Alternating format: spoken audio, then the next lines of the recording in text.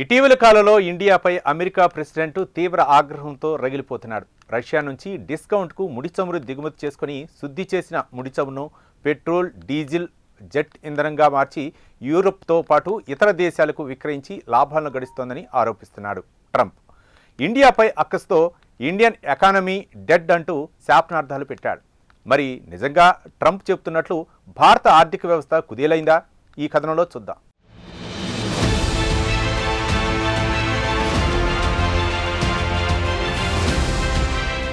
ప్రస్తుతం India America మధ్య జరుగుతోన్న tariff war దేశవ్యాప్తంగా హాట్ టాపిక్గా మారింది. రష్యా నుంచి ముడి చమురు దిగుమతి చేసుకోవడంతో అమెరికా ప్రెసిడెంట్ ట్రంప్కు ఆగ్రహం తెప్పించింది.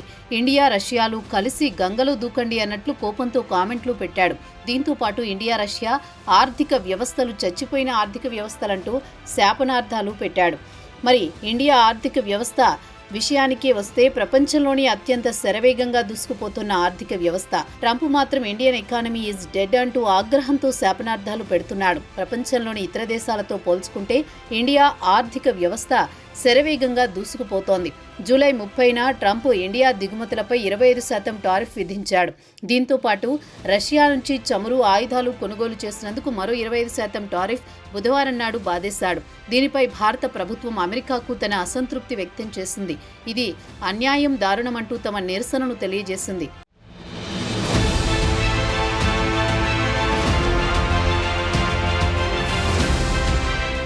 ఇక ట్రంప్ ఒకరోజు తర్వాత అంటే జూలై 31న తన సోషల్ మీడియాలో ఇండియా, రష్యాలు రెండూ కలిసి మునిగిపోయే ఆర్థిక వ్యవస్థలని మరోమారు తన అక్కసును వెళ్లగక్కారు. ఇక దీనిపై దేశంలోని రాజకీయ పార్టీలో పెద్ద ఎత్తున చర్చ జరిగింది. రాహుల్ గాంధీ కూడా ట్రంప్ చెప్పింది వాస్తవమే, ఇండియా ఆర్థిక వ్యవస్థ దివాలా తీసింది, యావత్ దేశానికి తెలుసు, కేవలం ప్రధానమంత్రి, ఆర్థిక మంత్రికి తప్ప.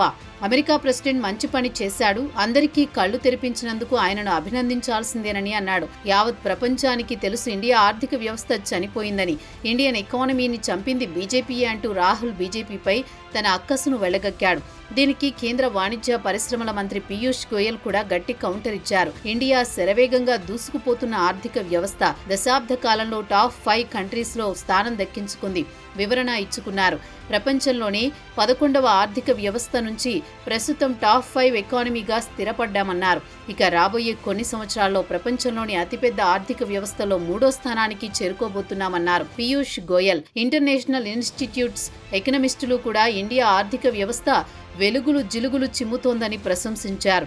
ప్రపంచ సంపదకు ఇండియా దాదాపు 16% వాటా సమకూరుస్తోందని గోయల్ పార్లమెంటులో ఇండియన్ ఎకానమీ గురించి ఏకరువు పెట్టారు.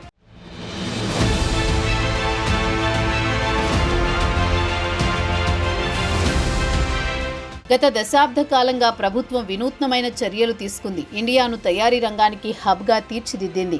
అత్యంత నైపుణ్యం కలిగిన మన యువత గ్లోబల్ ఇండస్ట్రీతో పోటీ పడుతోంది. గత 11 సంవత్సరాల నుంచి మన ఎగుమతులు పలు రెట్లు పెరిగాయి. పీయూష్ బీజేపీ సాధించిన విజయాల గురించి వివరించారు. మరి ట్రంప్ మాత్రం ఇండియా చనిపోయిన ఆర్థిక వ్యవస్థ అంటూ శాపనార్థాలు పెడుతున్నాడు. ఇక డెడ్ ఎకానమీ అంటే జీడీపీ వృద్ధి రేటు క్షీణించడమని భావించాల్సి ఉంటుంది. అయితే అంతర్జాతీయ ద్రవ్యనిధి లేక ఐఎంఎఫ్ మాత్రం ఇండియా 1995 నుంచి అంటే గత 30 సంవత్సరాల నుంచి క్రమంగా వృద్ధి రేటులో దూసుకుపోతోందని కితాబిచ్చింది. ట్రంప్ ప్రపంచంలోని పలు దేశాలు, ముఖ్యంగా పాకిస్తాన్, బ్రిటన్, EU, వాటిలో జర్మనీ అతిపెద్ద ఆర్థిక వ్యవస్థ, అలాగే జపాన్కు కూడా తన షరతులతో దారికి తెచ్చుకున్నాడు. అయితే ఇండియా మాత్రం ఆయనకు కొరకరాని కొయ్యగా మారింది. ట్రంప్ చెబుతున్నట్లు ఇండియాను తీసుకున్నా, రష్యాను తీసుకున్నా ఎక్కడా వృద్ధి రేటులో వెనుకబడలేదు. రష్యా గత 4 సంవత్సరాల నుంచి ఉక్రెయిన్తో యుద్ధం చేస్తున్నా ఏదో విధంగా ఆర్థిక వ్యవస్థను నిలబెట్టుకుంటోంది.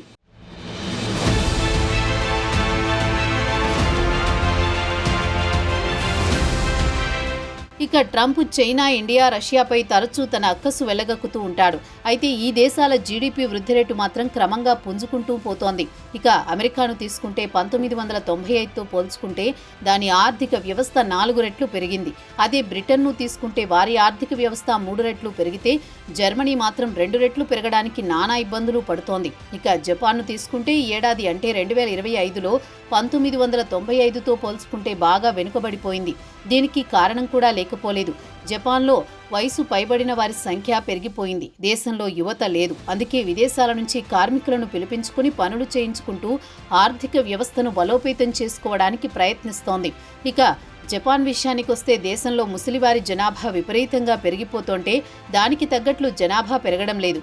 ట్రంప్ చెబుతున్నట్లు జపాన్ను డెడ్ ఎకానమీగా చెప్పుకోవచ్చు. మరి ఇండియా విషయానికొస్తే అదే 1995 నుంచి చూస్తే ఇండియన్ జీడీపీ 12 రెట్లు వృద్ధి సాధించింది.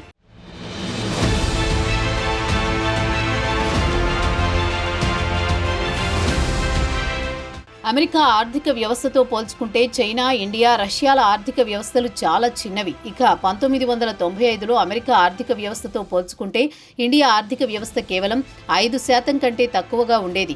అదే 2025 నాటికి వస్తే సుమారు 14%కి చేరుకుంది. ఇక స్పష్టంగా చెప్పాలంటే అమెరికా మిత్రదేశాలు, ట్రేడింగ్ పార్ట్నర్స్ విషయానికొస్తే అమెరికాతో పోల్చుకుంటే పెద్దగా పుంజుకున్న దాఖలాలు లేవు. యూరోప్ నుంచి బ్రిటన్ వరకు ఎక్కడ చూసినా అన్ని దేశాలు ఆర్థికంగా గడ్డు పరిస్థితిని ఎదుర్కొంటున్నాయి. సంపద అంతా యూరోప్ నుంచి క్రమంగా ఆసియా వైపునకు తరలిపోతోంది. మరి ట్రంప్ చెబుతున్నట్లు ఇండియా ఆర్థిక వ్యవస్థకు ఏమైనా ప్రమాదం పొంచి ఉందా అన్న ప్రశ్న తలెత్తుతోంది. ఆర్థికవేత్తల సమాచారం ప్రకారం అలాంటిదేమీ లేదు. అమెరికాతో పాటు ఇతర దేశాలు ఇండియా ఎగుమతులను వద్దనుకుంటే ప్రత్యామ్నాయ మార్గాలు చాలా ఉన్నాయి.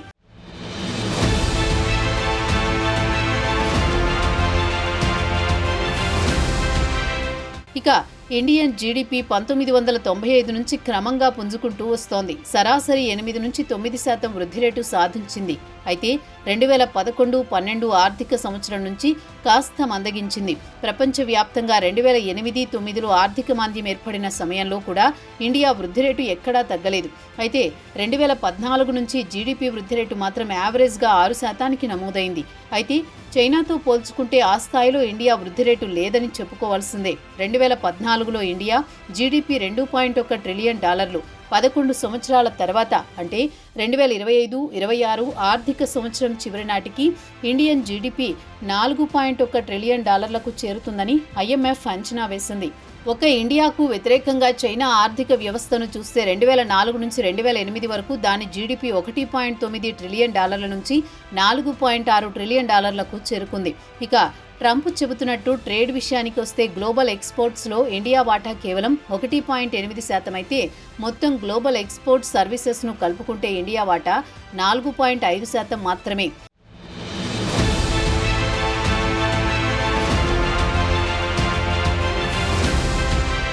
మొత్తానికి చూస్తే భారత ఆర్థిక వ్యవస్థ ట్రంప్ చెప్పినంత దారుణంగా మాత్రం లేదు. అయితే కొన్ని రంగాలు మాత్రం బాగా వెనుకబడి ఉన్నాయి. ఉదాహరణకు వ్యవసాయ రంగాన్ని తీసుకుంటే రైతుల బతుకులు మాత్రం దారుణంగా ఉన్నాయి. వ్యవసాయ రంగాన్ని ఆదుకోవాల్సిన బాధ్యత మాత్రం ప్రభుత్వానిదే. ఇక దేశ జనాభాలో ఇప్పటికే చాలా మంది వ్యవసాయం పైన ఆధారపడి బతుకుతున్నారు. దాని ప్రభావం తయారీ రంగంపై పడుతోంది. 2019-20 ఆర్థిక సంవత్సరం నుంచి చూస్తే తయారీ రంగంలో వృద్ధి రేటు నత్తనడకన సాగుతోంది. దాని వార్షిక వృద్ధి రేటు కేవలం 4.04% అయితే వ్యవసాయ రంగం, దాని అనుబంధ రంగాల వృద్ధి రేటు 4.72%గా నమోదయ్యాయి. ఇక ఇండియా విషయానికొస్తే జీడీపీ $4 ట్రిలియన్, అంటే ఇండియన్ కరెన్సీ ప్రకారం చెప్పుకోవాలంటే దాదాపు 350 లక్షల కోట్లు. 150 కోట్ల జనాభాకు చెరిసమానంగా పంచితే దాదాపు 2.30 లక్షలు వస్తుంది. అయితే దేశ సంపద సమానంగా అందడం లేదు. అందుకే దేశంలో జనాభాలో ఇప్పటికీ 24% మంది కడు పేదరికంలో మగ్గుతున్నారని ప్రపంచ బ్యాంకు ఒక నివేదికలో పేర్కొంది. అదే సమయంలో దేశంలోని కొన్ని రంగాల విద్య, వైద్య రంగాల్లో పరిస్థితులు కూడా ఆందోళన కలిగిస్తున్నాయి. నైపుణ్యంలో కూడా బాగా వెనుకబడిపోయినందున దేశంలో నిరుద్యోగం పెరిగిపోయినట్లే భావించాల్సి వస్తుంది. దేశ ఆర్థిక వ్యవస్థను బలోపేతం చేయడానికి మహిళల భాగస్వామ్యం ప్రపంచ దేశాలతో పోల్చుకుంటే మాత్రం చాలా తక్కువగా ఉంది. ఇక ట్రంప్ చెబుతున్న ఇండియా ఆర్థిక వ్యవస్థ మాత్రం డెడ్ కాదు, రైజింగ్ అని చెప్పుకోవాల్సిందే. ట్రంప్ ఎంత గొప్పలు చెప్పుకున్నా వారి ఆర్థిక వ్యవస్థ $28 ట్రిలియన్ చేరినా వారి అప్పులు మాత్రం $45 ట్రిలియన్ చేరుకున్నాయి. అమెరికా ప్రజలే తమ దేశ అప్పులు చూసి వణికిపోతున్నారు. రిటైర్ అయిన తర్వాత తమకు సోషల్ సెక్యూరిటీ బెనిఫిట్లు అందుతాయా అందవా అని కంటి మీద కునుకు లేకుండా పోతోంది. మరి ట్రంప్ ఇతరులకు నీతులు చెప్పే ముందు తమ దేశంలో పరిస్థితులను చూసుకుంటే మంచిదని సలహాలిస్తున్నారు ఇండియన్ ఎకనమిస్టులు.